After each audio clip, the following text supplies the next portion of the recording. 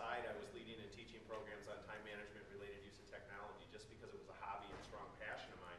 And the interesting thing was is that the people that I worked with would come up to me after these internal staff programs and tell me two things. They'd say, one, Randy, you're a little bit over the top. You spend just a little bit too much time thinking about your time and your technology. Number two, some of this stuff isn't bad, so you ought to take this obvious passion of yours and get out on the road and do something with it one of these days. And so about 7.5 years ago, I decided to leave the safety of the corporate and academic environments, jump out on the road and start leading and teaching programs all on my own.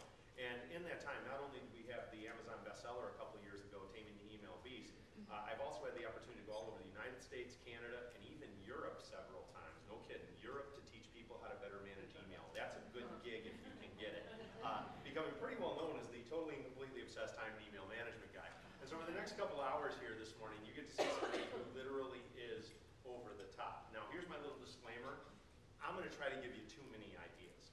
Here's what I want you to do. Don't try to take them all in. Instead, look for those 3, 4, 5 good ideas that will help you address what your specific email problems and issues are. Because if you find 3, 4, 5 good ideas, you're going to save this amount of time that you're giving me this morning. You're giving me a couple hours. I want you to get this couple of hours back fairly quickly because of time savings you learned in today's course.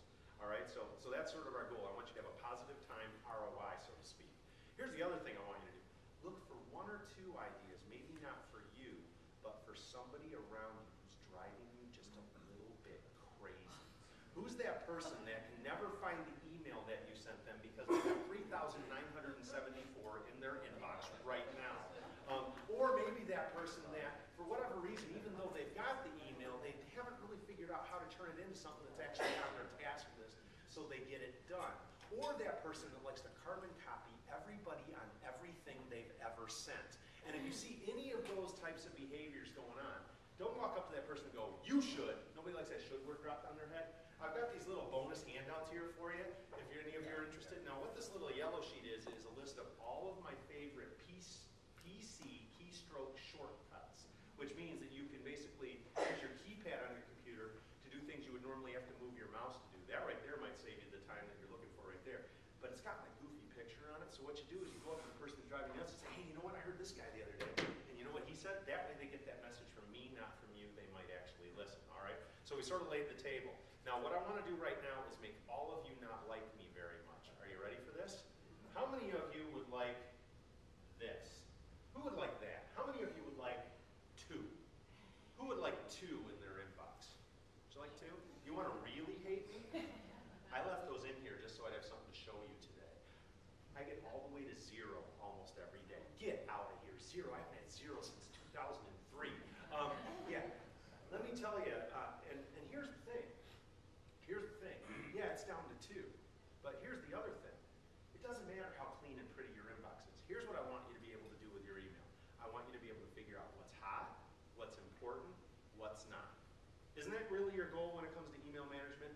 What's hot, what's important, what's not.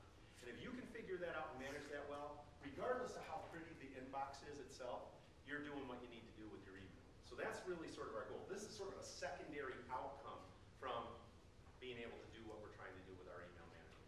All right? So with that being said, let's dive back in here and keep rolling with this. I want to see if you've made a bad career choice. So I have a question for you. I want to see if you've made a poor career choice. How many hours per day does the average American office-based professional spend simply reading, responding to, and administering emails in hours per day? Give me some guesses. 3. 5. More. Sound about right? Yeah? Getting a lot of head nods? All right. Feel bad. The average is actually about 2. The actual average is about 2 hours per day, but more than 50% of working professionals are now spending more than 2 hours per day just doing email management. How many of you are doing more than 2 hours a day in your estimation? How many of you doing more than 2? So look at that, a little bit more than half the room, so it's worked out exactly right. So here's the thing, so most people are doing about 2-3 hours a day or more. Before today, how many of you have had a formal strategic level email management course?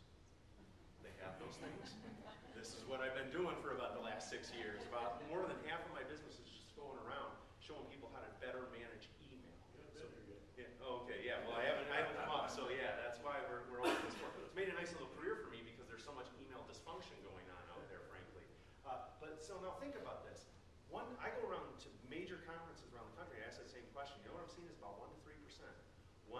of working business professionals have actually had formal strategic training on email management on a tool that takes 25 to 50% of the typical workday. Think about that, right? So all this time is being spent on a tool you haven't had training. So how'd you learn how to use your email? Here it is, swim, right? And you were expected to become competent, professional, prioritized with this tool with no training whatsoever. You also learned by this thing that I like to call office osmosis, meaning you watched what everybody around you was doing, saying, okay, you're doing that, I'll do that too, without thinking about whether it was smart or not smart in terms of how you're managing your email. So what I want to do is take this 20 plus years of formal time management and technology training and put it right on top of email to give you strategies that will hopefully help you manage it, like I said, to figure out what's hot, what's important, what's not. And if you can get down to that, you've got something. Now, before we dive in, I want to get a feel for your pain. All right, I want to know your email number. Now, here's your email number. It's a very simple number. It's the number of emails in your inbox right now. Now, they have neither been deleted nor filed. They're just sitting there. They can be read or unread messages, but they're just sitting in your inbox. When you see your number, raise your hand. How many of you have 50 or less? Just a few. Now I'll tell you what, after today, if you're 50 or less, you're literally about an hour from zeroing that thing out, all the way down to zero. So we'll try to show you how you get that. That's awesome. If you got 50 or less, you're close. 100. Not too much. Well, that's not bad. 100 is pretty good. 250? Right here, now what you'll see is that 250 or less, you're probably still in the top 10% of email management. Okay, now we're going to start to see where people are at. 500. And you know what's great? You get the slow hand raise when yeah, that's me. All right, 1,000. Yeah, 2,500. Way more than 2,500? Anybody got more than 5,000? 10,000? Nobody willing to admit to raise their hand of having more than 10,000.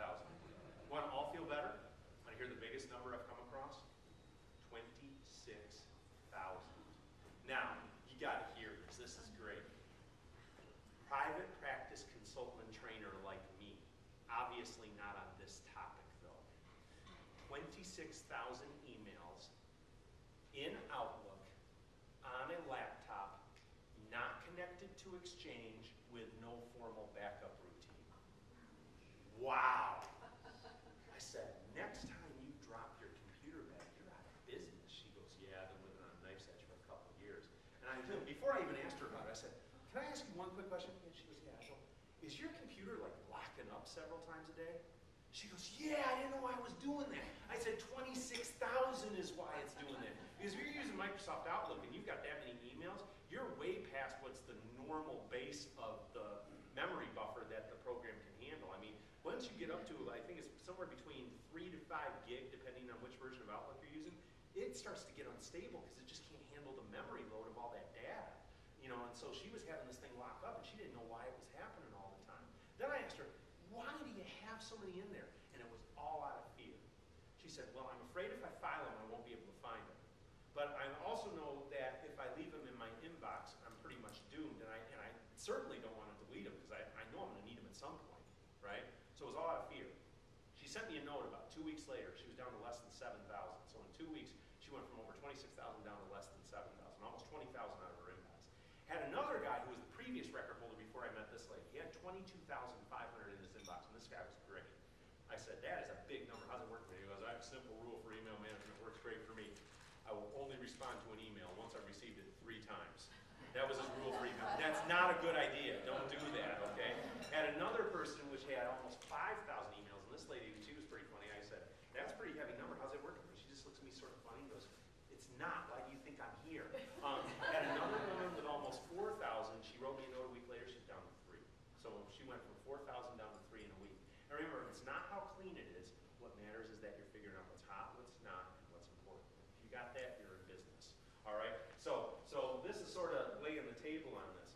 Let's start diving in and get into some specific strategies now. First strategy is this. I want you to divide and conquer your email. Because we all get different kinds of email depending on where we're at and what we're doing in our life. We've got our work-based email. That's probably the most important because that's your moneymaker. We've got personal email coming in from family and friends, and you got all that junk experience in you too, right? So what I want you to do is have a strategy for dividing and conquering so that you can maintain your focus. which means multiple accounts that you don't pull it all in together. You administer these accounts separately. First account, of course, is your work account.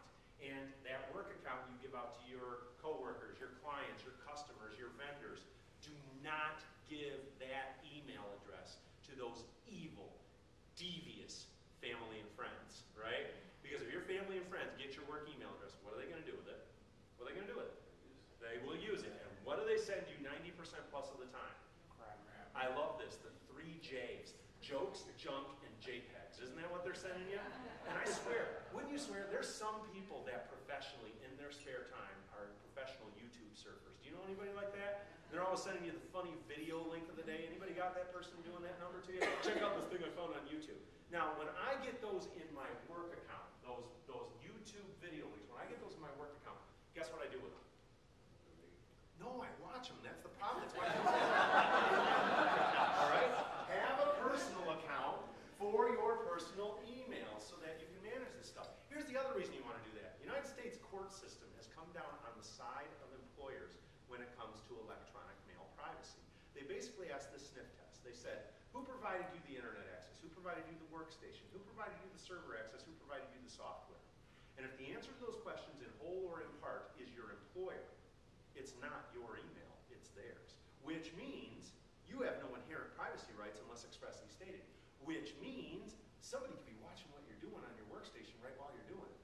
And I've been doing this around the country all over the place, and I have had people that have come up to me on breaks and after the program saying, yeah, I'm one of those people. I got either reprimanded and or dismissed because they were goofing off too much in their email account and doing stuff on their workstation.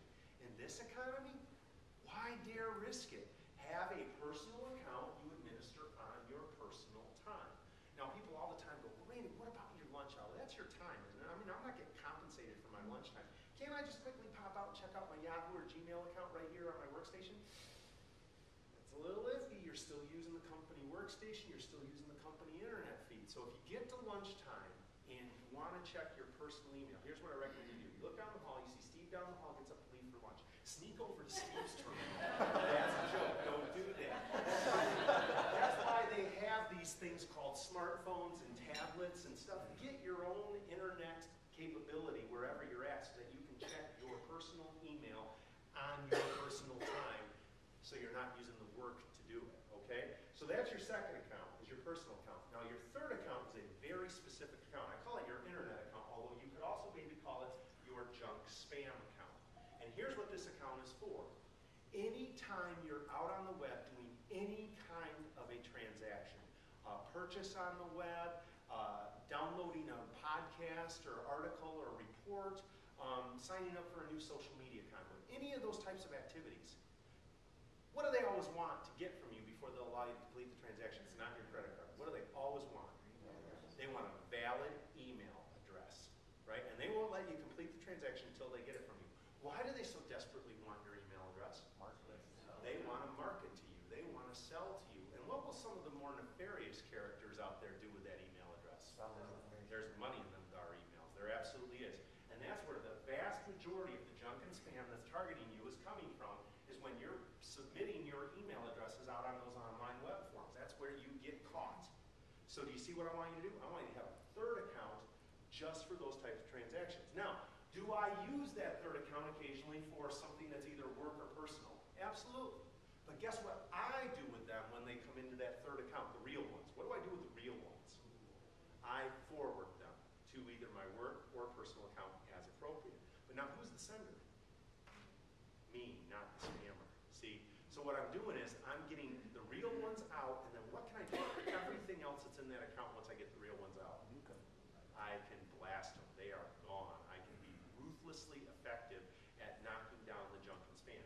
And even if you've got a pretty good spam filter for your corporate or work account, this account will keep your personal account from getting all messed up too.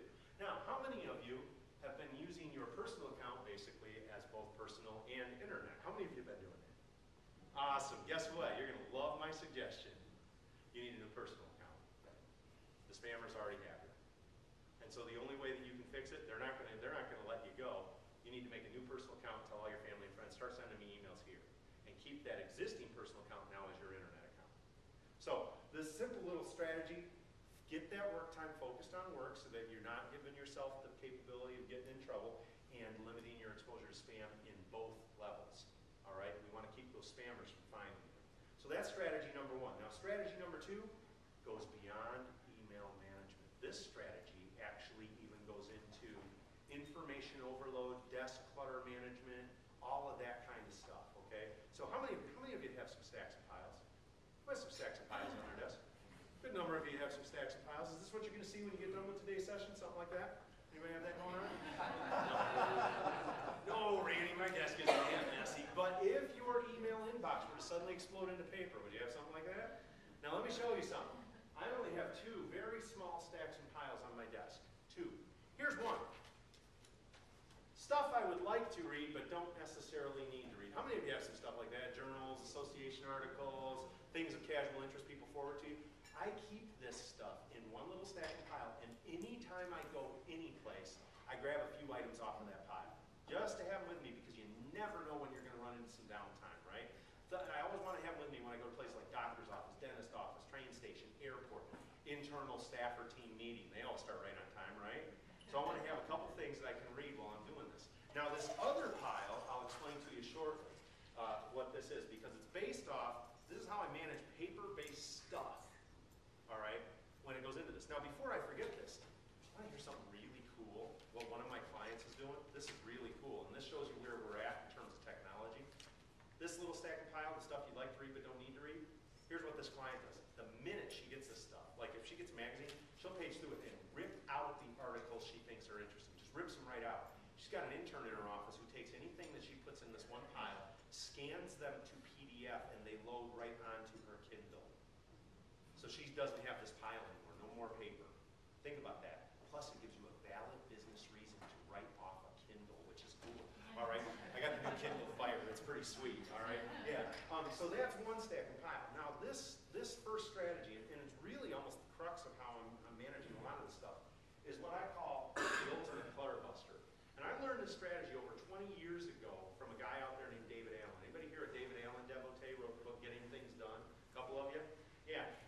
David Allen, great guy, and I'll have to tell you what he did. But it's based off the old one-touch rule. Who's heard of the one-touch rule?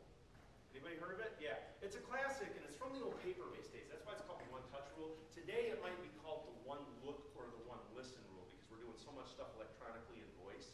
But what it basically said is, if you get anything new, whatever that thing is, you get something new, you touch it one time, you look at it one time, you listen to it one time, and that very first time you look at it, touch it, listen to it, you decide what you're going to do with it.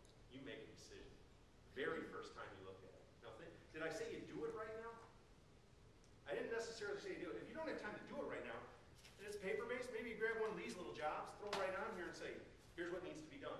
So the next time you pick it up, you don't have to go through that whole mental process to try to remember what it is you need to do. You make that decision the very first time. Does that make sense? All right, so that's the one-touch rule. Now David Allen, who I mentioned a minute ago, he did something that I think is fundamentally genius in my genre. He put a time-based decision matrix on top of this one-touch rule. So here's what he basically did.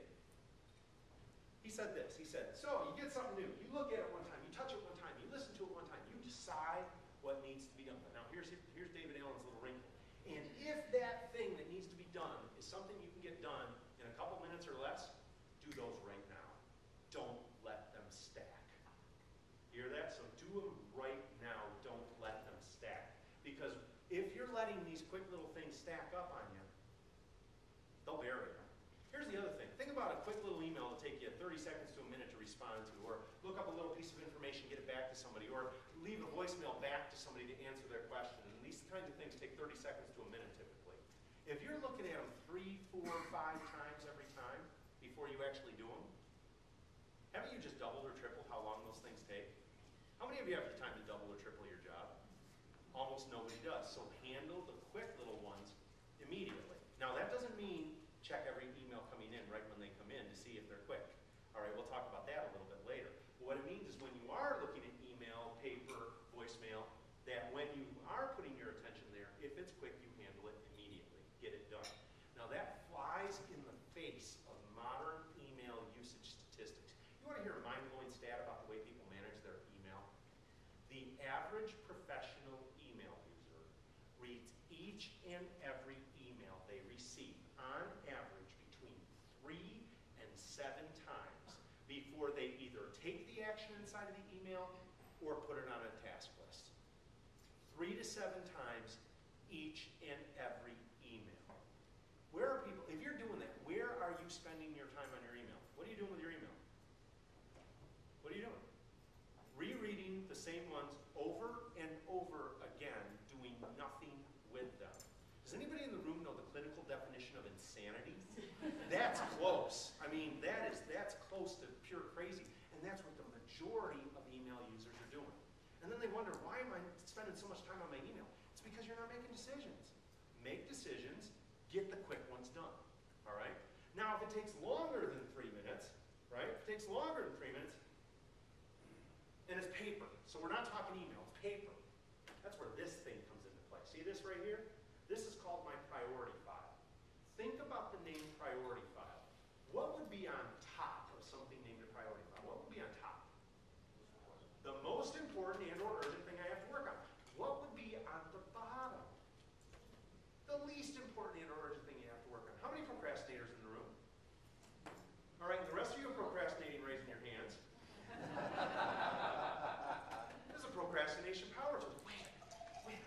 Time management guy just say procrastination is good? I think he just said that. They don't usually say that. I think that's exactly what he said. Let me play this out for you. How many of you have too much to do in your job? I was expecting almost everybody to raise their hand on that one. How many of you get a little stressed by the fact that you always have way too much to do in your job? A few of you? Yeah. Can I give you a fundamental life and career reframe right in this moment? Having too much to do in your job is exactly where you want to be. Play this out for you, because if you have too much to do and you are reasonably competent at what you do, economy notwithstanding, what two words does that equate to? Job security, or someone so eloquently said in one of my sessions a few weeks ago, paycheck. Yeah, I said, I don't think that's two words, but I like it. Yeah. Here's the thing. If you've got too much to do and you're pretty good at what you do, they're not going to get rid of you because they need somebody to get that done. But what it also means is you can't get it all done, especially any individual day. Does that make sense? So what you need to do is have systems to help you figure out what's hot, what's not, and where do I spend my time. Now, is it really procrastination? What is it instead? Prioritization. But I call it procrastination because it makes me feel better. All right? Some days, just for the fun of it, I'll start the day off and go, cool, what am I not doing today? Right? Just to make me feel good. Now, that's paper. Now, options here, though. Now, see this little pile here? I got the new Droid Bionic a few weeks ago. There's an app that is available for both Droid and iPhones called Cam Scanner. Anybody using Cam Scanner? No, nobody's using it. Wow, fascinating. What it does is when you download this app, and it's basically free to start, and it's like $1.99 to get a license to use it as many times as you want. It can take any document you have, use the camera on board of the phone, and basically turn it into a PDF document in 2 clicks. So think about that. Do I even need this pile anymore? One of my projects over the winter break, the holiday break, when things are a little slow, I don't do too many programs the week of Christmas, this pile's going away. I might keep it as a prop just to show people, but I'm going to have this thing completely electronic here pretty soon. Yeah? So where does that go? I mean, It turns into a PDF that's on board here, but then once it's on board here, if I want to use it as, say, for a task or something, I can just email it to my work account right off the phone. And then it dumps in a file then? yeah, it becomes a PDF file that's stored locally on the phone. And then, of course, once you've got it moved over to your computer, you can delete the file off your phone because they do take up some space. But it basically, in a few seconds, converts documents on your desk into scanned and resized PDF documents. It's amazing. It's one of the coolest apps I've run across. All right, so that is paper. Let's talk email. What do I do with an email then? Okay, I'm about to go into my email inbox right here, and I want to make sure that I get your attention for this. This is a big tip. Did I get your attention? All right. Let's go back in here to that email. So, I just got this is a last minute booking too. This just came in yesterday, and I'm going down to Virginia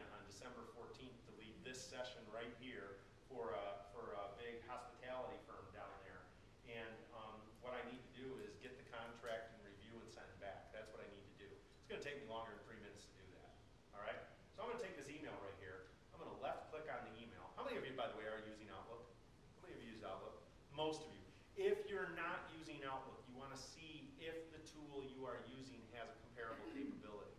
In GroupWise, if any of you are GroupWise users, under one of your drop-down menus on the top, they have an option called Change To. Change To will do this. And in Gmail, the newest load of Gmail, when you have an email open, you'll see a little thing up on the top that says More. And under the More drop-down, you can say Convert to Task, Convert to Event. Watch this. Left click, hold, drag, and drop to task. Automatically creates brand new task in Outlook. Then, the subject line almost never tells you what you need to do, right? It almost never does. So here's what I have to do. Review and send back contract. Due date. Want to get that done today. Priority high, category. Client prospect, category, Andrea. How long did that take? How long? 20 seconds. 20 seconds, and I was talking. If I'm not talking, I can do it in 10. Right? So in 10 seconds, I took an email that's going to take me longer than 3 minutes to handle and converted it into a prioritized task on my task list. Now, I do a whole other program called Optimizing Your Outlook where I show how to deeply build a very prioritized project and task list inside of your Outlook for daily task management, right? So we don't have time to cover all that stuff in today's session. But for those of you that say, Randy, that's cool and great that you just did that, but here's a little problem. I'm not using the task list in Outlook. So if I turn this thing into a task in the task list in Outlook, I will never see it again. That's a problem with your little plan. Okay, if you're worried about that little issue, watch this closely. Right there. See what I just turned on? Reminder. And I can set the time so that it will pop up at 9 a.m. Let's see if it works. We'll try this and see if it works. All right, actually, it's 9 a.m. right now, so I'm going to hit save and close. And, hey, there it is. Look at that. It'll pop up right when I need to see it. Pretty cool? Now, that's what I'm doing with the vast majority of my emails. Now, since I did that, let's do this one more time. I want to show you something related to this. I'm going to drag and drop it to task again. I'm not going to change anything. What's down here? What's down here? The email. The email thread. Yeah, the email thread. Which means, do I need that email in my inbox anymore? No, I don't need that email in my inbox anymore. What are my two choices with that email? There's two things I can do with it. File it or delete it. File it or delete it. But what if I don't have a good place to file it? Make one. Did I just give you a decision tree on how to handle every new email from this point forward for the rest of forever? Quick little emails take you 3 minutes or less. What do you do with those? Get them done. Longer than 3 minutes. What do you do with those? Prioritize. Convert to task. I don't care. And does it have to be converted to task in your Outlook Task Manager? No, you can write it down on paper. I don't care how you do it. Just turn it into a task on a task list. Once done or tasked, file or delete. No place to file. Make a place to file and put it in. That's how I'm keeping my email under control almost all the time. Now, before I leave this, though, I want to show you something. I'm going to close that because I don't want to save those changes. I've already put this in my list. The second task I need to do with this. Notice, by the way, did the email disappear after I changed it to task? Or is it still in my inbox? Which is good. Let me tell you why. Have you ever had an email that had 3 separate tasks, a contact you'd like to create, and a calendar event all in the same email? You can drag and drop 5 separate times to make it do all of those things and close every loop inside that same email. Wait a minute, did you just say that can create a contact? Let's take Joy here and see what happens if I do a drag and drop with Joy to contacts. Left click, hold, drag and drop. Populates name, populates email. Page down to email signature. Collect job title. Collect address. Collect phone number. Collect fax. How long did that take? 20 seconds. Did I type a letter? No, not a letter. Hit save and close. Now she's part of my list. And let's see, I might already have her in there. So look, I can update this. It looks like the previous one is actually better, so I'm just going to cancel that. But that's what happens when you have them in there. And how about this? Do you want to save those changes? No? Let's say I want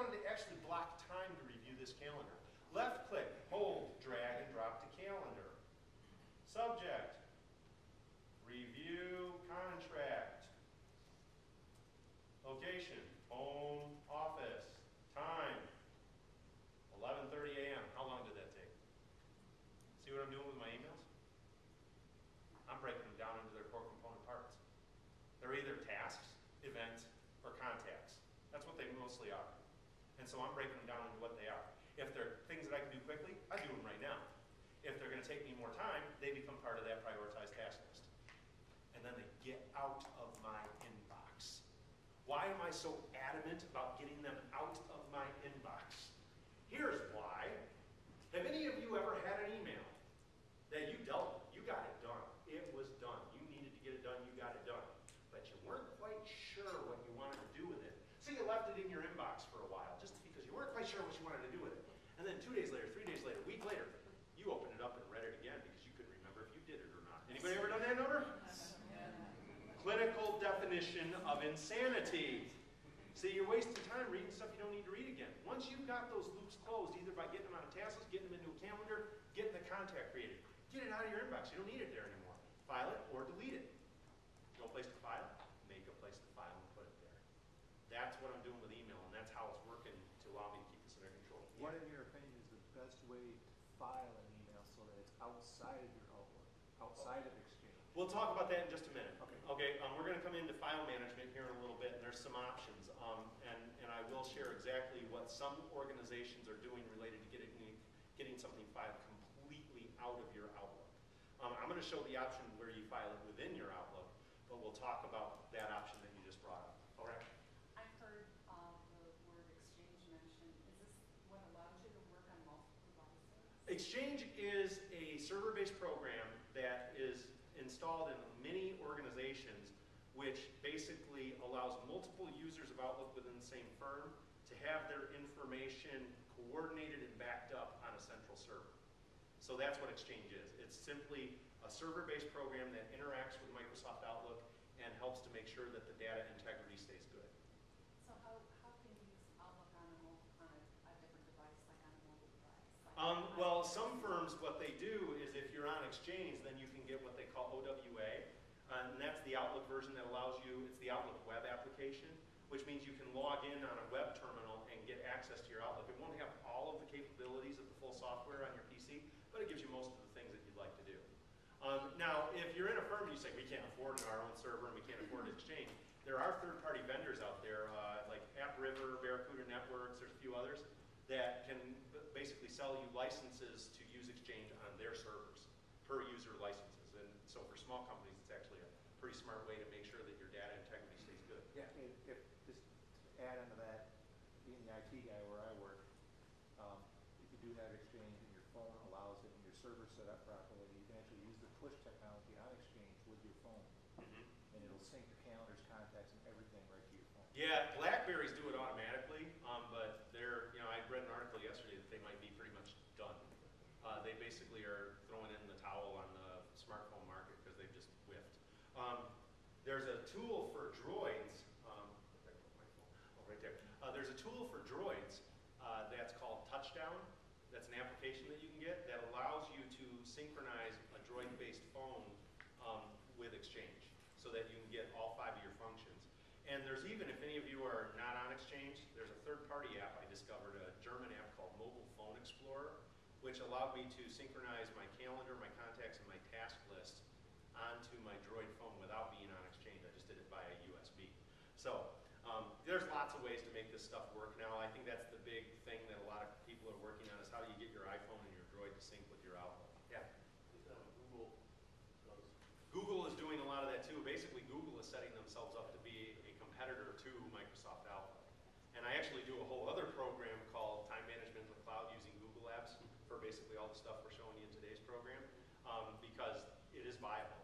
I mean, a lot of small firms and actually some big firms are now moving away from the Microsoft and Outlook server-based systems to the Google cloud-based systems.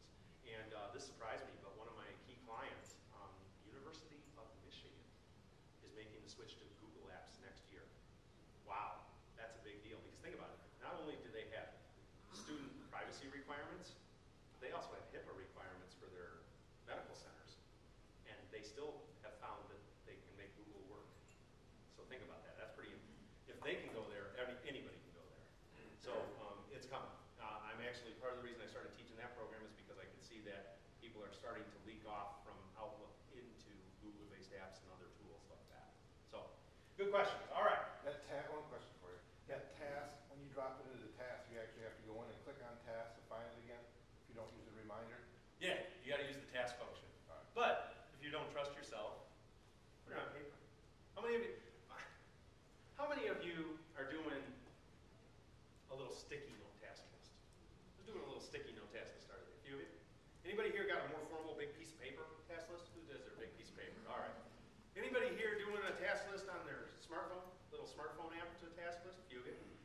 got one that's basically, who's using the Outlook task list or software task list? A few of you?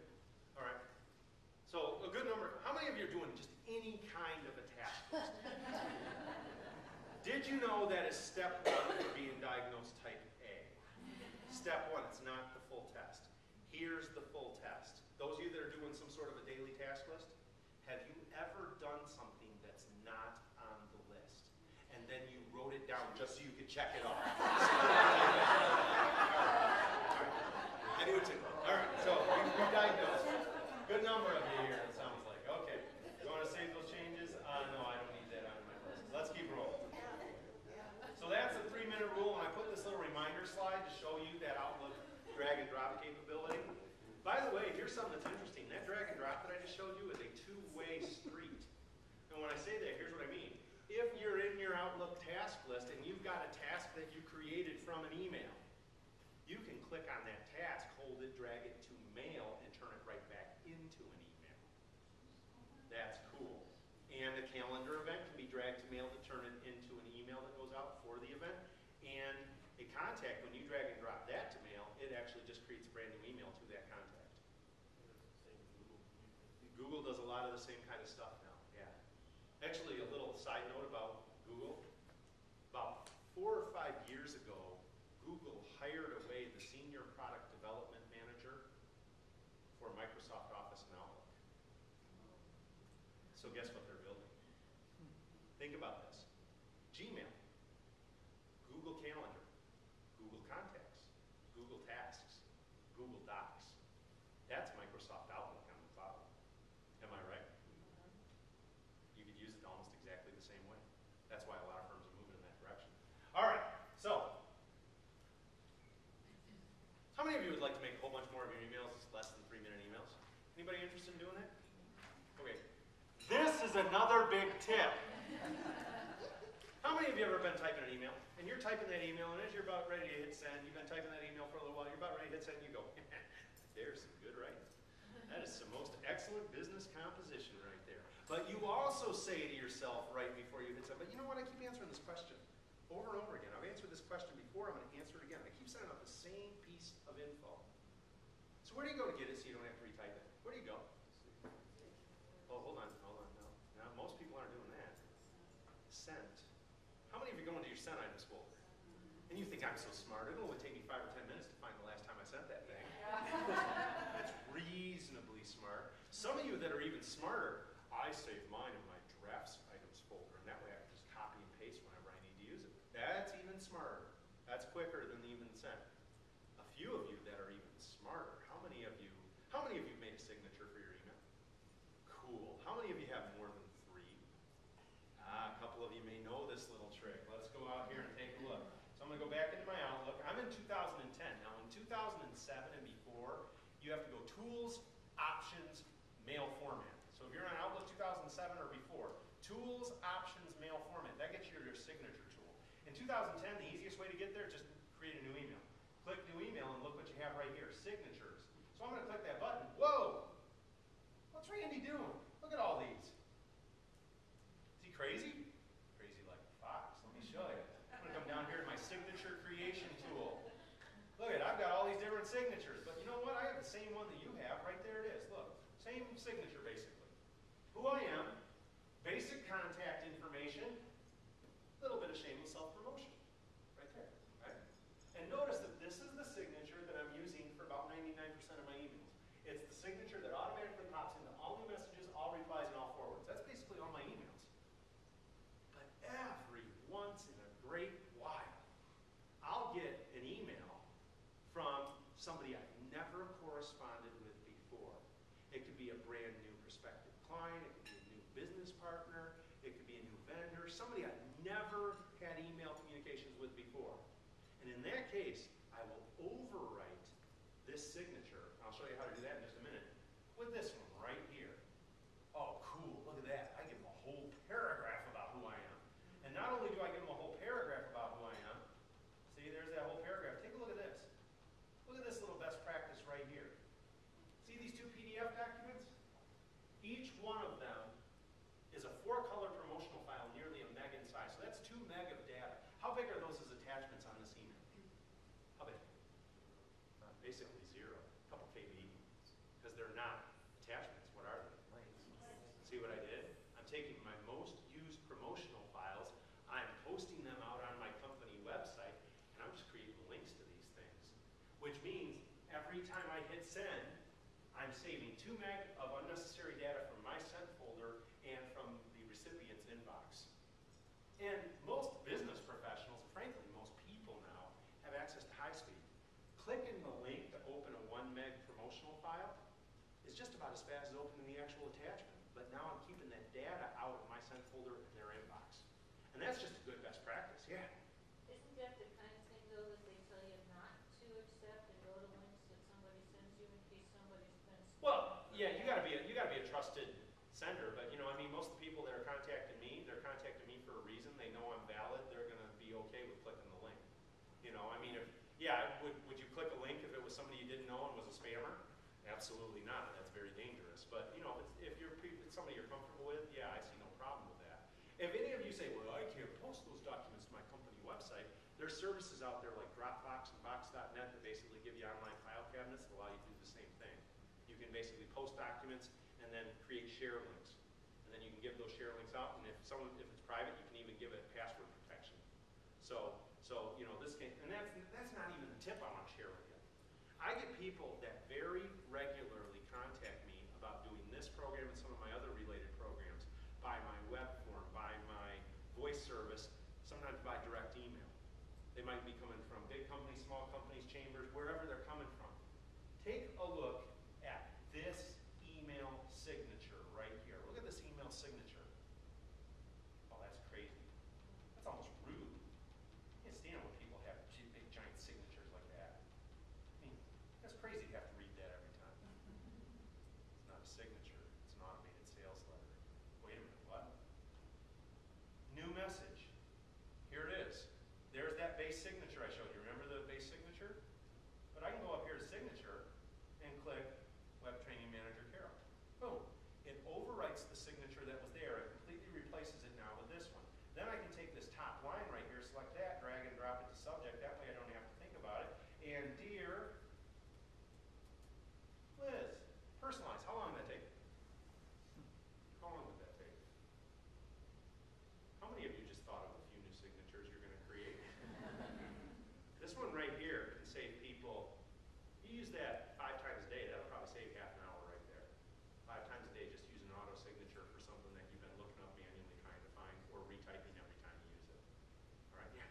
Randy, when you're not creating your PDFs on your Joy, could you recommend a couple PDF converters or whatever?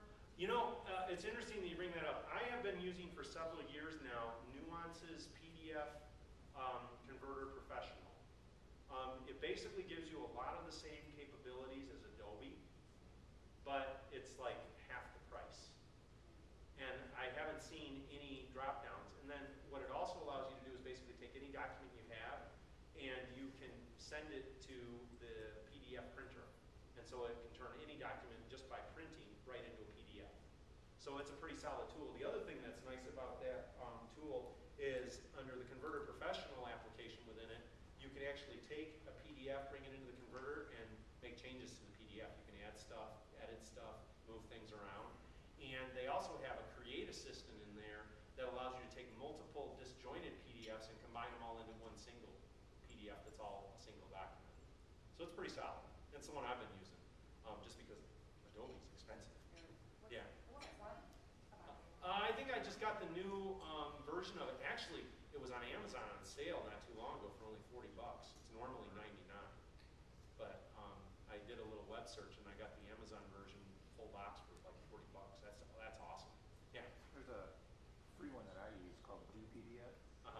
And if you just want to just do straight conversions of like email to a PDF, Yeah. it's free. Yeah. There are some freeware ones, but usually they don't have the ability to do the editing and attaching multiple files together. You know what's interesting is that Cam Scanner tool, though, will allow you to take pictures of multiple page PDFs and put them all into a single document file. So you can actually make multi-page PDFs just using your application on your phone too. So, you know, the combination of the two, it makes it really valid to consider getting rid of all your paper. Does it create PDFs out of a It sure can, yeah, you can just print right off the web page, and I believe that the software automatically still keeps all hyperlinks active. So like the links will still work, even off the PDF. It's a pretty good tool. Does that turn it into a Word document too, so I can edit it later? Well, like I said, it gives you an editing function. It's not Word, but it does allow you to open it up and make edits to things that are on it. So in essence, you can edit. Yeah. It's pretty cool. Pretty cool. All right. So that's a pretty cool tip there, though. So get the word signature out of your head and replace it with auto email tool, because that's really what it can be if you use it the right way. Signature is just a small potential use of it. And I will tell you that I do still use the drafts one that I mentioned too, if I have like a highly formatted one, one that has like artwork or pictures or things like that. I have a few of those in my drafts folder that I can use over and over. And I'll show you an example here. If you want to save those changes, no, but in my drafts, you see I have a few. Here's an example. Take a look. See this one? So I've got that nice formatting and a picture. So I can just basically copy and paste and use this over and over again to have that formatted look if you wanted to do something like that. So either way, just think about how you can automate some of these things so you're not having to do them all over and over and over again. All right. Whatever you do with your email, don't bling. Bling? What's bling? It has absolutely nothing to do with modern contemporary hip-hop culture. All right, I want definition number 2 in the dictionary. It's that little sound that your email makes when a new message comes in. Right? And you'll see people, they'll be sitting there plugging along, getting some good work done. Do-do-do-do-do. Ba-bling. What's going on? What? What's going on? Where was I? Every time you do it, it's like giving yourself a little micro interruption, isn't it? Every single time. So you find where you're at, you get back to work again, do-do-do, ba-bling. Like an addict going for their fix. Don't believe me? Listen to what the science says about this. Got this from the Scientific Bastion Yoga Journal that was also covered by CNN and ABC News. Scientists believe that incessantly checking email can lead to significant IQ loss, making workers less efficient. A recent study from the Institute of Psychiatry at the University of London suggests that your IQ falls 10 points when you're fielding constant emails, text messages, and phone calls. My apologies to all of you that is your job description. To put that in some perspective, that's roughly the same loss you'd have if you missed an entire night's sleep, and more than double the 4-point loss you'd have after smoking marijuana. No kidding.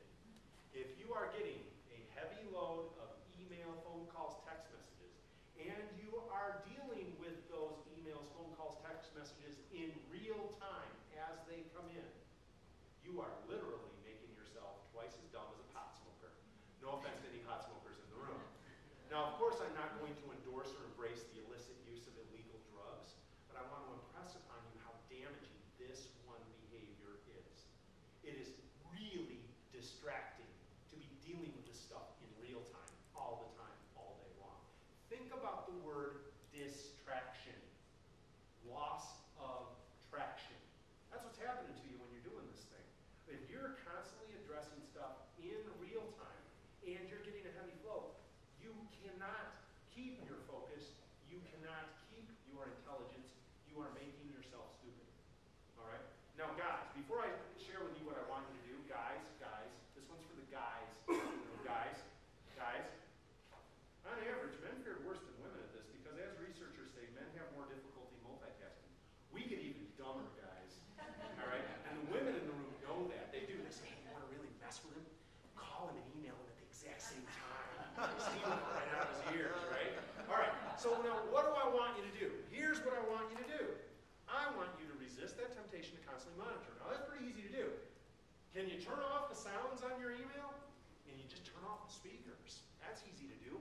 Or go into your user options, advanced options, turn off sound notifications for email. That's a simple thing to do.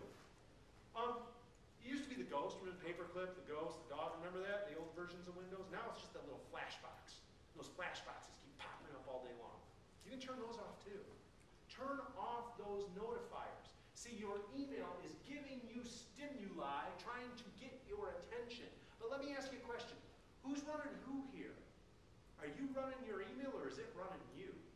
And if it's running you and it's causing you to not be able to get your job done because you're so distracted all day, every day, you got to fix that. Now you're saying, well, Randy, if I turn those off, how will I ever know there's an email in there? Here's how. You get on a regimen. Get on a regimen. regimen, which means you set times throughout the day, you go check your email as part of a normal daily process. Does that make sense? Now, how do you figure out what the right regimen is? Well, and I put in a slide that gives an example of what I think works for a lot of people, but it's the next slide in here, but I'm going to actually take this a little bit differently. It really depends on your work and your job.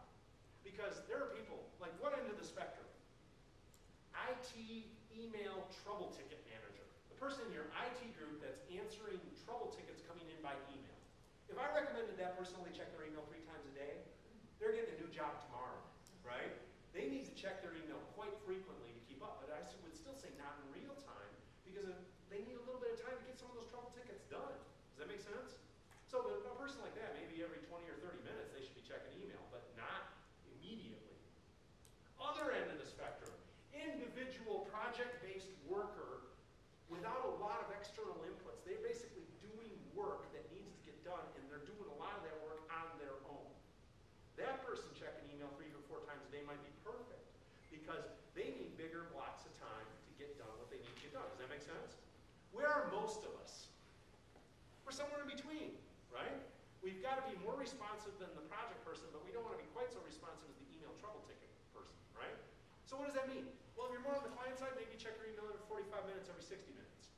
If you're more on the project side, maybe check your email every 75, 90 minutes, maybe even every 2 hours. You have to figure out what the right regimen is. But get on that regimen so that you can limit how distracting your email is. Make sense? Question? How do you turn it off when it flashes on the screen? You have to go into advanced options in Outlook, and it gives you the option to turn off notifications and sounds. So it's under advanced options. So you'll have to go into one of your tools and drop downs. All right? I believe it's, in the older versions, it's tools, options, mail options. I believe that's the pathway. And now I haven't tested it on my 2010 yet. I just got this about 3 weeks ago. All right. So now that's what I want you to do. Get on a regimen. Now think about this. So you're checking your email every hour, every 75 minutes, every 90 minutes. You figure out what's right. You go in to check your email. 3 minutes or less, what do you do? Get it done. Longer than 3 minutes, what do you do? Convert to task. Once done or task, what do you do? File it or delete it. No place to file? Make it and put it there. See, that's what you do every time on your regimen. Which means you're handling what's quick, you're handling what's hot, and you're prioritizing what's important and what's not. And then you go through that. And since you're already distracted by your email, could you check your voicemail and any text messages and papers that have come in also? Why not? Bring them all in. Deal with all that new stuff. Then once you've got through all that new stuff, you break into a period of what I call open block time. You're not going to a meeting, a client event, a commitment. You've got an open block of time to get something done before the next time you're going to check your email. Okay? Now here's what I want you to do with this open block of time. Now this is an amazing, astounding, literally astonishing productivity enhancement behavior. When I say this word, almost all of you are going to gasp in utter disbelief. Here's what I want you to do with an open block of time. I want you to take one item off of that task list that you have, or your priority file, either one, and then here's what I want you to do. Are you ready for this? I want you to single task. Single task, Randy, what is that? Work on one thing at a time with full focus and effort for a minimum of 10 to 15 minutes. That's the definition of single tasking, clinical definition of single tasking. And all evidence shows that working professionals that can find time each and every day for targeted, effective single tasking are significantly more productive than people that try to multitask all day long. Now, we live in a world where you got to be a reasonably good multitasker to survive because of the information flows that are hitting us. But my strong belief is if that's all you're doing, it might be the end of you. Does that make sense? There's even an article that I'd recommend you go look up out on the web. It's called The Myth of Multitasking. And it talks about what happens to human brains when they try to multitask. And what's fascinating about it is men especially, once guys go from 2 things at once to 3 things at once, literally 50% of the male brain turns off. So any of you women get frustrated with your husband, how come you can't listen to me when you're doing something? Well, because clinically I don't have the ability to do such. It's not possible, right? So you just got to understand, that's the way our brains work, all right? Now, so that's what I want you to do. I want you to get in, and now think about this. In essence, what I'm saying is, you go through break into a block of time where you can get some things done, focus, get some things done, then go back into multitasking mode, go through your new stuff, then back into single tasking mode, on and off throughout the day, balancing your needs to be responsive with your needs to get things done.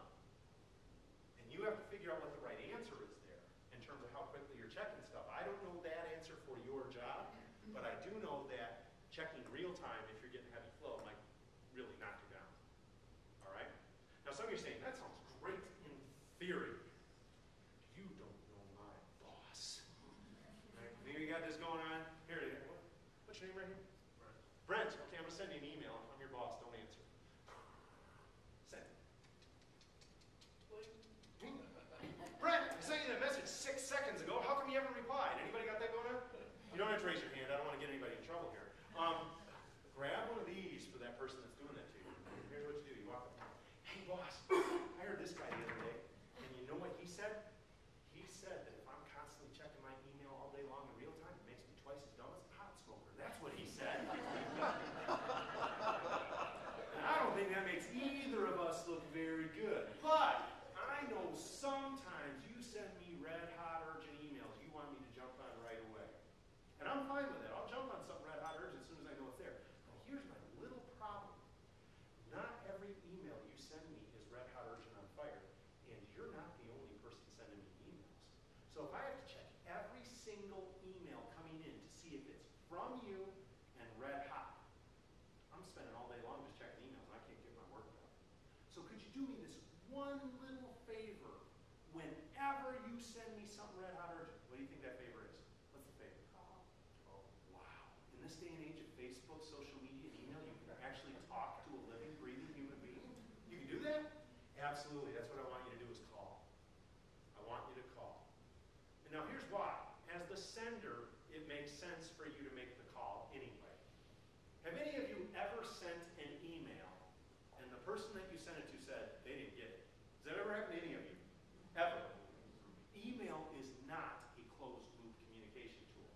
It has a failure rate. And if you put all your eggs into a basket that fails occasionally, it's not a matter of if, it's a matter of when. You're going to get nailed. Is that right? It's going to happen. So, how do you close the loop on something critical, urgent, important? Voice-based two-way communication, in person and or by phone and or possibly by IM. So that you've got that two-way loop going and you know that you've confirmed receipt. Here's the other reason you want to do that. You send something red-hot urgent to somebody, it's got to be done in the next 20 to 30 minutes. They're not even there. I drove up from East Lansing last night. Oh boy, did you hear what happened down there yesterday? 9 inches of snow in my front yard yesterday. I kid you not. Now that always happens here and not there. So this is called payback for all you guys. But it's a mess. Now, kids are home from school. Snow day. You send that critical urgent email to somebody and the kids are home from school. It's snow day. Is it going to get done? What if the person's homesick themselves? What if they're caught in traffic out on 196? What if they're at a run-on client meeting or site visit? Whose fault is it when it doesn't get done? When they're not even there. It can't be their fault. They're not there. So if you want to make sure it gets done and it's getting attended to, you got to pick up the phone and call. Now some of you are saying, yeah, once again, sounds great in theory. You still don't know my boss. Okay, for those of you that have that person that will not listen to reason, I'm going to show you something I don't want to show you. I'm not showing you what I'm about to show you. You did not see me show you this. Let's go back into my inbox and let's say Terry here is that super high maintenance person that expects immediate response. All right? I'm going to right click on Terry and it gives me a whole series of rules. One of those is the follow-up flags, which you're no longer going to use. How many of you use follow-up flags on your emails? You see why are you not going to use that anymore? What's a better way to do it? Convert to task. And why is it better? Because what are you changing at the very top? The subject line. So it tells you exactly what you're going to do. Because if you turn on a follow-up flag, what is it that pops up in the box? The original subject line. Which means what do you have to do? Read it again. Clinical definition of insanity. No more follow-up flags. Drag and drop to task, change subject, turn on reminder. Better way. But that's not what I'm showing you here. I want to show you this. thing called rules. So I right-click on the sender or the subject, and I can come down here to create rule. And look what this allows me to do for this high maintenance person. If it's from Terry and only when it's from Terry, I'm going to play a different sound. Dun, dun, dun, dun. Oh, now look at that one, right? Or I could go sound free. I could come down here and just move this item to the exclamation point boss folder. Now, you move an unread message right into one of these subfolders in your file cabinet. In Outlook and other tools like Outlook, what happens to that folder usually? Folds. And a lot of times if there's multiple, it'll even put in parentheses how many are in there that are unread, right? That's their sound-free way of giving yourself a notifier. Customer service from the boss. You got to check more often. Just realize what's happening to you if you're checking too much and what it can do to you. All right, let's talk file structure, because what I've been basically advocating up to this point very strongly is I don't want them in here, because if I leave them in here, I'm going to read them over and over again, even though I've already dealt with them, right? I don't want to leave stuff in my inbox. Once I've opened it, I've made a decision, and if that thing is quick, it's done, and if it's not quick, it's tasked. And then once it's done or tasked, it's filed or deleted, and if I don't have a place to file it, I make it and I get it out of that inbox so that I'm not reading them over and over and over again. But for this to work, you got to have a smart file cabinet. All right? So let's talk file cabinet structure and design here real quick. I'm going to go back into my Outlook, and by the way, this is one of those little flash tips. Who's got a dual monitor set up for their workstation? Anybody got the dual monitors? Okay, this is cool. Check this out. Did you know that you, with your Outlook, can come down over any of these other functions, right-click, and open in a second window? Which means you could have email on one screen, calendar on the other, or email on one screen, task list on the other, or calendar on one screen, task list on the other. That's cool.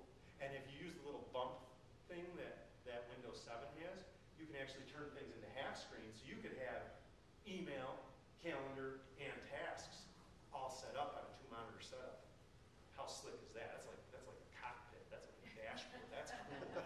All right. So that's what, you know. I mean, that's just cool. So that's a little flash tip. What I'm going to do. Whoa, didn't mean to do that. Close that down. Let's take this and I'm going to drag this down here so I can open up and show you my cabinet a little better. See, I knew he had emails. He doesn't just have two. Look, he's got emails. They're just in these folders. And look, in some places he's got folders. In some places he's got folders inside of folders. And in some places he's even got folders inside of folders inside of folders. Who just got scared? Anybody get scared? That's why I don't do that. Right there. Let me give you my overriding file structure design methodology. Have you ever heard the phrase KISS? What's that stand for? Keep it simple. Keep it simple, stupid. You got it. Now let's take a look at this from a more strategic perspective. Top level folders. Big bucket folders. Take a look. Exclamation point. By the way, look what happens with an exclamation point. It supersedes alphabetization. Say that 3 times fast. Yeah, moves them to the top. So you could take your most used, most frequented, most important folders and move them to the top of your file structure. And it doesn't just work with exclamation points. You could even use numbers. You could do 1, 2, 3, 4, 5, and they'll put it right in that order. So you can set it up exactly how you want it. That's pretty cool. But take a look at my folder structure. Exclamation point boss. That one's for my wife. Here's my book folder, accounting and finance, biz services, clients, consultants, email and software applications, few family and friends ones still sneak through now and then, marketing and PR activities, orders for my website, prospects for my business, website activities, speaking bureaus, vendors. Big buckets. Lots can go inside of those buckets. Second level. Individual clients, individual prospects, individual vendors, individual website activities, individual projects. Third level, multiple sub-projects within main project, multiple departments within same set client or vendor or prospect. And try to stop there. Try not to go any more about 2 to 3 levels deep with your folder structure. Because you go deeper than 2 to 3 levels deep, you probably won't use it. Tell me why. It's too hard to dig to. I think I just heard both of them. The 2 key reasons. 1, where did I put that thing? 2, I'm advocating I want them out of here so you're not reading them over and over again, but if you have to drill down 6, 7, 8 times every time to put it away, you've just lost the time to save. So See, so for both of those reasons. See, once you go deeper in a couple of levels deep, 2, 3 levels deep, it doesn't get sequentially more complicated. It gets exponentially more complicated, which means your brain won't be able to handle the complexity and you won't be able to find stuff. So you won't use it because you won't trust yourself. Does that make sense? You got to just 1 to 2 clicks though. You get there fast and you'll be able to handle that structure in your head. Now, some of you say, no, Randy, I don't think I can handle that structure in my head. To which I ask this question. How many of you will be able to get home later today? How many of you can get home? Who can get home? That's amazing. Anybody here using GPS to get home? Hope not. Hope not. Yeah. Most of you can know how to get home. Even though there's a few turns and twists on the way, you still can get there. How do you get there? Because what's in your head? A sequence or a map. You got a map. Now think about this folder structure. Isn't that effectively a map too? What's it a map of? It's a map of what? Your job. It's a map of your job. Which means, who is the very best person to create this folder structure? You are. You know better than me what your right folders are. You know what folders you need. But here's something you need to know. Now, how did I create folders inside of folders? It's really easy. To create a folder inside a folder, you just go to the folder that you've created, right-click on that folder, and you can make a new folder that'll go inside of the folder. And notice that you have that capability. Now, here's the thing. Something you need to know about Outlook GroupWise, most of these email programs allow you to make folders like this. Once you make a folder and put it into a certain location and or give it a specific name, did you know that it never, ever, for the rest of forever, can it ever again be changed or moved? Did you know that? That's a lie. Why am I telling you that? Funniest conversation I've had in my 7+ years of doing business. Lady comes up to me on the break. And she says, Randy, I had a major problem with this whole folder thing. And I thought she was going to talk to me about file size and memory issues with folders. Because if you make folders inside of your inbox, it still counts against your active data memory file size. Okay? You will still be getting your mailboxes over the size limit warnings. This will not fix your problem. What fixes your problem is deleting unnecessary emails, archiving emails out of your active PST folder, which is your active file, and or deleting attachments off of your emails. That fixes memory size problems. Those 3 things. Once again, delete unnecessary emails, archive older emails, and delete attachments off your emails once you've saved them into your hard drive or shared drive location.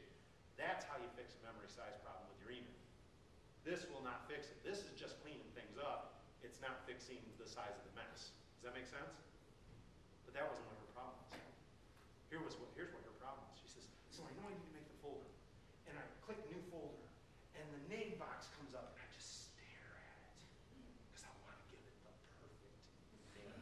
And I just sit there looking at that name box and I just get hung up trying to think of the perfect name. What would you do? I just looked there and went, just make a name. You know, I don't care if it's the right name or the wrong name. It's never going to, this file box will never be perfect. But you can always make it better. If you give it the wrong name, fix the name. You can rename it. And if you put it in the wrong place, move it to a better place.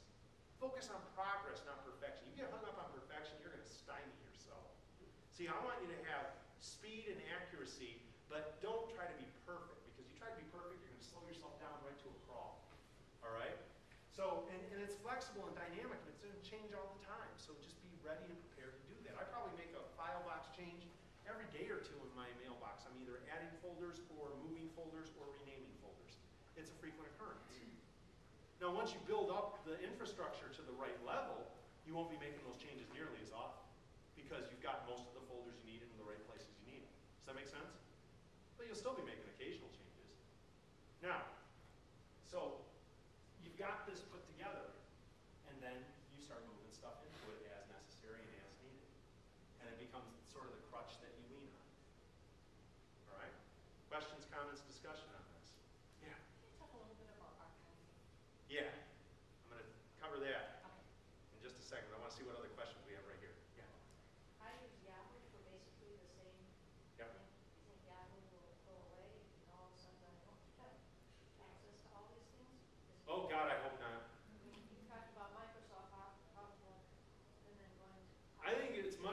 likely Yahoo will get bought before it disappears. Because there's still value there that could be incorporated into something. And I mean, bare minimum, if it gets down too cheap in terms of its stock price, Google will swallow it. I mean, I'm almost certain that that will happen. But somebody will, I've heard Microsoft's been trying to buy Yahoo for a few years now, and Yahoo keeps fending them off, which means Yahoo must have at least some resources to be able to fend off the Microsoft takeover attempt. Yeah. Talk about the Outlook though versus the Google app. The Outlook is all internal on either the business's mainframe or your own versus Google, which, as you said, Michigan's going to, is out there in the cloud. Well, Everything's going out there. When you say to the cloud, though, let's be more specific. It's going onto a server that's hosted by Google, and Google has the IT staff that's administering it, and Google has built an entire new division of, in essence, server managers that are managing external company software just like they would if they were your internal IT staff.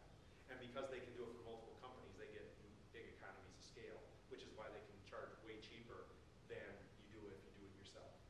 So it's really not that different from what you're already doing. It's just that you're outsourcing this part of your business. And Amazon and Google and a few other players are basically making huge money now, basically providing cloud-based server access. But if it's designed properly, it will have the same security capabilities as an internal server system. Now, did you hear what I just said? If it's designed properly and administered properly, that's the big question you gotta ask. Yeah. I got a number of users that have a file system set up like this, and they've got, some of them got 2 gigs of emails, some of them got 4 gigs of emails, and Exchange hates that, Yeah. and Outlook really hates that. You can't back them up into a PST because it exceeds Exceeds the available. file size. What solutions are there? Yeah. Well, once again, let's talk about archiving a little bit right now. One way to avoid this problem is to make sure you've got your archive turned on and it's turned on regularly. Let me take a look here. Notice this, that you can go into any one of these folders. Right-click on it, and notice that you have a Properties tab. When you click the Properties tab, that gets you to the Auto Archive tool. Okay? Now, I have to give a major disclaimer right at this point. If you're about to do what I'm showing you to do right here, I would really like you to find your IT person and have them hold hands with you as you do this the first time. All right? Because if you mess this up, you're going to basically have a hard time finding your emails. Okay? But click on Auto Archive. Right? This gives you the list of things that you can do with items in this folder. One is do not archive at all. That means nothing's going to get put away. It's going to stay in the active folder. It's going to stay there for as long as you leave it like this. 2 is set up your own specific rule. So once things get to a certain age, 2 months, they get moved to, now notice this location right here. This is another reason I want you to hold hands with your IT person. They would know where the best place is to host this archive. Now notice I'm hosting mine locally on my C drive. See that? That means that what I'm doing with my system is that archive is stored right here locally, as is my active file, and I have external backup that I do on a regular, frequent basis to make sure that both my active file and my archive file have an external backup so I don't lose my data if anything were to crash. That's my system. Now, I'm not on the big corporate server. If you're on the server would be doing a lot of these backups. But you want to check to make sure that you've got, what would you call it, data integrity, sanctity, and security. You want to make sure that you've got this set up before you go down this path. All right?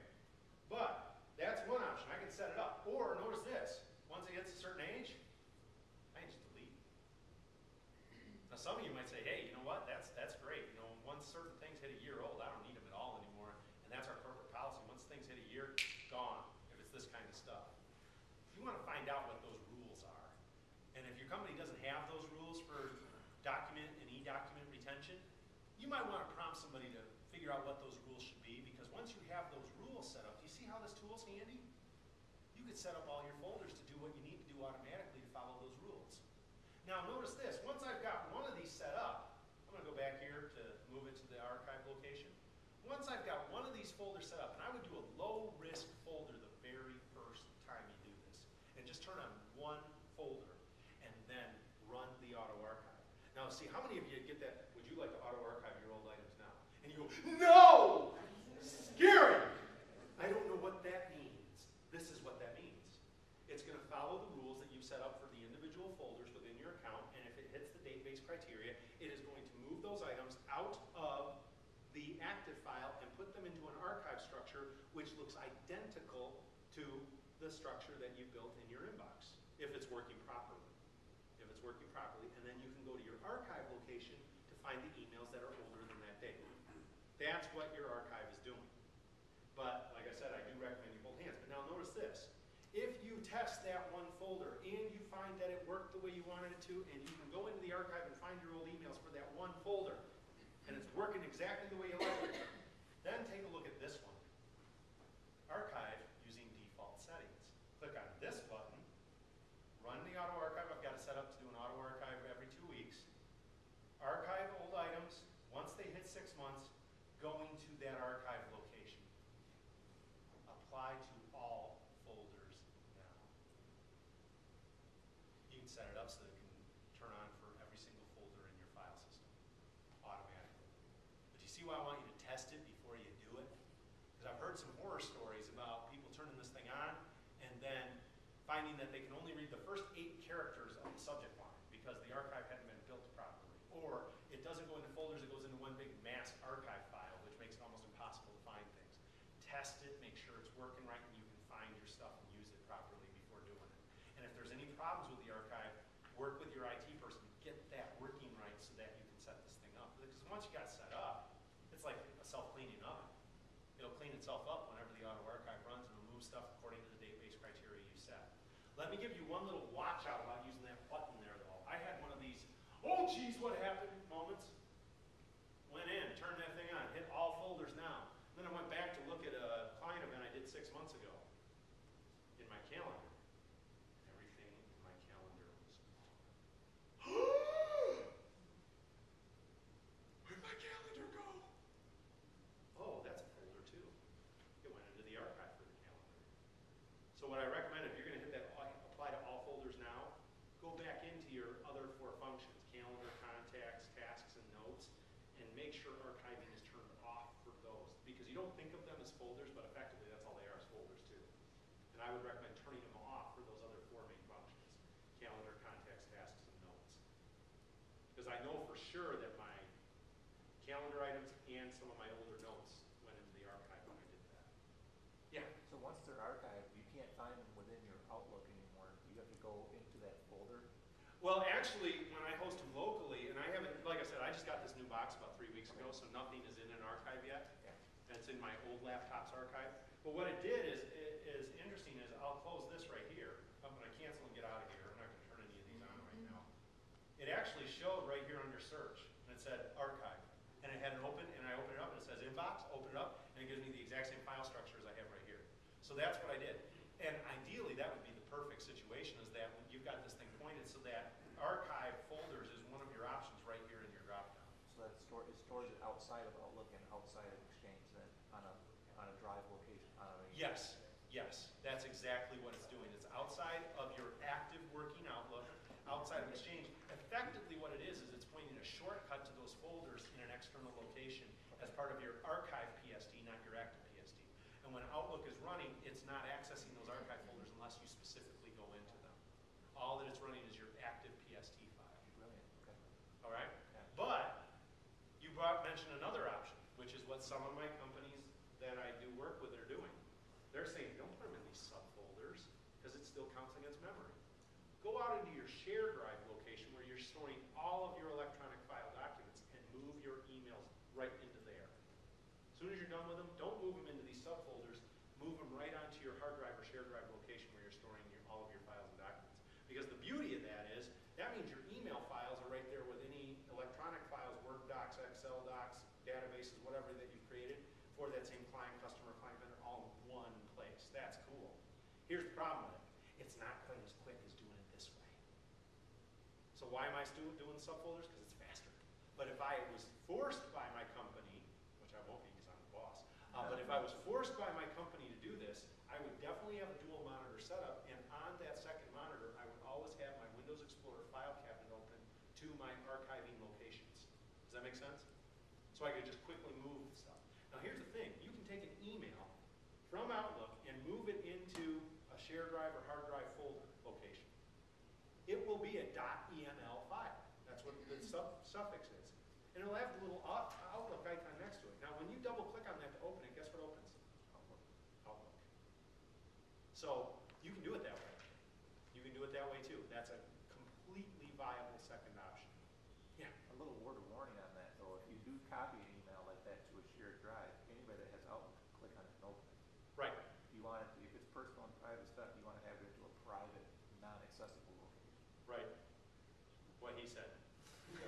He's absolutely right. If you've got it into a shared drive location with multiple user access, people can get in and see what's in those emails. And files and documents. So just think about that kind of stuff. Yeah. I use Carbonite.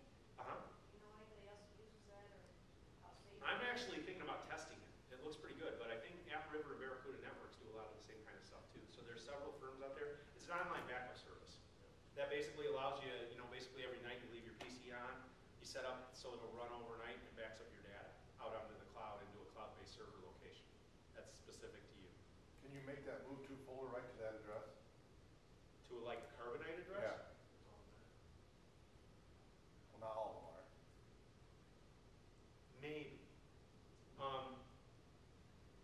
You're saying instead of putting them in here, they go out to Carbonite. Yeah. Or whatever the server is, it doesn't do it automatically. I'm not sure if you can do that in real time right out to the location, although theoretically I don't see why you couldn't. I haven't tested that. So, interesting test. Try it, let me know. All right? Send me an email. Because theoretically, if you've got access to your file cabinet and you move items into that file cabinet, online file cabinet, wherever that file cabinet is, yeah. And should you be able to automate it? The automate piece is the part I'm not sure of. I think you can do it manually without a problem anytime. The question is, can you do it automatically? And I'm not sure, but if you're using Carbonite properly, it's backing up your active PSD and your archive PSD every time it does it anyway. But it's not backing up for Yahoo. Oh, it won't back up Yahoo because Yahoo is a cloud-based service that's completely separate. It'll only do the email that you'd have like in an Outlook or any other. Yeah, so if you're using a cloud-based email service, Carbonite's not going to help you. It's only going to back up your documents and files that are hosted locally on your PC. I'm hoping that See, Yahoo is supposed to, if it's working right, back up all your files and data by Yahoo. Yahoo has your active file, but it's making backups every day of that data so that you won't lose it. Now, what's interesting is Amazon, which is one of the big cloud-based providers, and actually I think this is a strong reason to go and start using Amazon right now for your cloud-based stuff. About 3 or 4 months ago, they lost about 10 to 15% of their data for their clients, which means emails, files, documents, and everything. And this is why. This is why I want you to use Amazon. They had the worst thing possible happen, which means they won't let it ever happen again. All right. So see, once somebody's crashed, that it's like the old adage. I want to go on the airline that just had a crash. It may sound counterintuitive, but they're going to be really checking everything to make sure it doesn't happen again. Does that make sense? BlackBerry tried that too, they're going over. Yeah. Although actually, what I read that BlackBerry's going to do is they're going to get out of the hardware market and they're going to go completely into software and security, which is really their core benefit anyway. But that means a whole bunch of people up in Canada are about to lose their jobs, because that's where RIM is focused. now, what I'm using Carbonite for, I hope it's working, is because I have a lot of things on my desktop. Yeah, and it should be. Letters and photos. All of that is what Carbonite will be backing up, but it's not going to touch your Yahoo. It won't touch your That's Yahoo. what it's for. Yeah, that's exactly what it's for, is to back up all the stuff that's on your computer, all documents, files, data that you want to have backed So up. my computer. You'd still be able to log into Carbonite and get almost all your stuff back. Yep, that's exactly what a tool like that is for. Actually, when think about it, what they always talked about when it comes to data integrity, security, and safety, you got to think about the worst case scenario. Here's the worst case scenario. I have a home-based office. I'm in my home-based office, and I've got my computer with my backup file and my backup computer. And gas leak happens, I run into the house and everything explodes. I'm out of business because I don't have an external backup. See, so what you want to have is a local backup and an external backup like an online backup service, so that you can't possibly have the